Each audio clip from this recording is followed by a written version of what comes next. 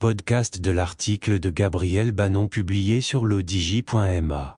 L'auteur a intitulé son article « Retour de Royaumont, la troisième voie ». Il commence son article ainsi. Le groupe de réflexion Ciceron a été invité par le président Jérôme Chartier à participer cette année aux entretiens de Royaumont. Une dizaine de membres a répondu à l'invitation et a pu, durant 2 jours, écouter de prestigieux intervenants traiter de la thématique retenue pour cette année, la troisième voie. Pour beaucoup, la troisième voie est un concept politique et économique visant à créer une philosophie qui se situerait entre la social-démocratie et le libéralisme.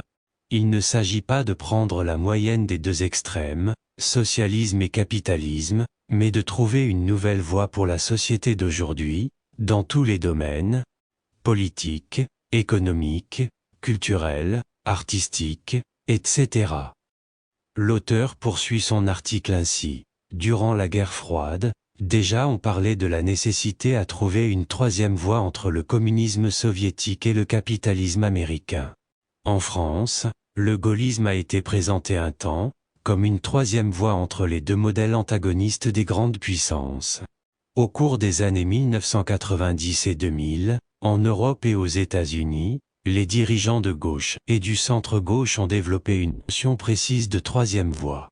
Elle consistait essentiellement à oublier définitivement le passé communiste et l'économie administrée. On parle alors de triangulation, de realpolitik, ou de pragmatisme économique.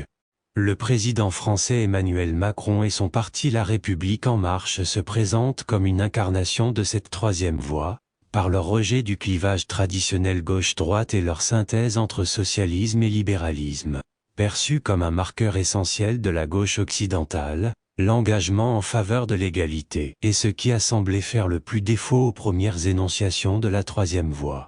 La théorisation de l'égalité réelle des chances révèle la place relativement importante que la plupart des penseurs de la troisième voie réservent à l'individu.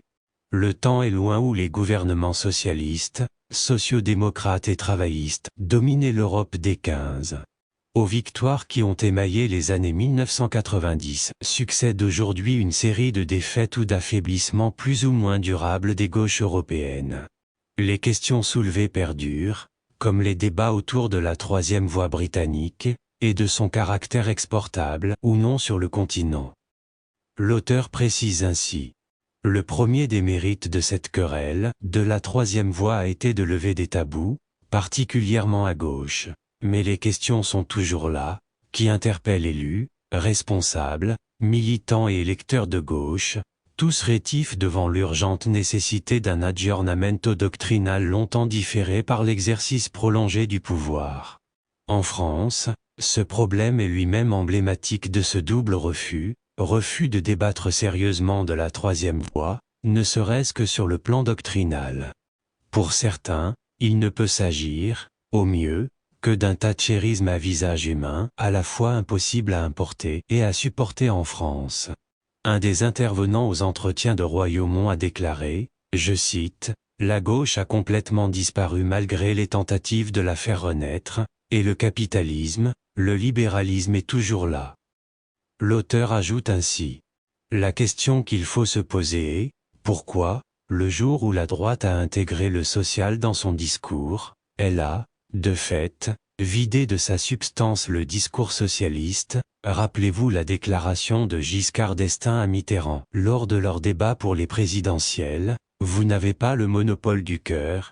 La messe était dite, le capitalisme prenait visage humain et une nouvelle jeunesse. La nouvelle voie est en réalité un vivre ensemble, idéal que chacun imagine à sa façon. Il y a donc plusieurs voies troisièmes, selon les aspirations de chacun. Est-ce la fin du libéralisme? Difficile de concevoir une nouvelle forme de société, sans les libertés que le régime libéral sous-entend. Elle est finalement la voie que l'on choisit, la voie qui répond aux aspirations de chacun. Sarah Boukri a récemment et joliment écrit, loin des conventions c'est la voix que nous souffle notre voix intérieure et qui nous guide, encore faut-il savoir l'écouter. Ne pas avoir peur de se différencier, d'innover, de sortir des chemins tout tracés, c'est le début de la réussite. L'auteur conclut son article ainsi.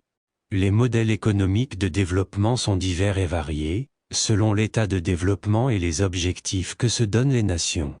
La troisième voie ne peut donc pas être universelle, mais multiple. Rédigé par Gabriel Bannon et lu par l'intelligence artificielle de l'Odigi Media. N'oubliez pas de télécharger notre application l'Odigi Mobile sur Android et iOS et de vous abonner à notre chaîne YouTube l'Odigi TV si vous souhaitez être au courant des dernières actualités, podcasts et émissions télévisées.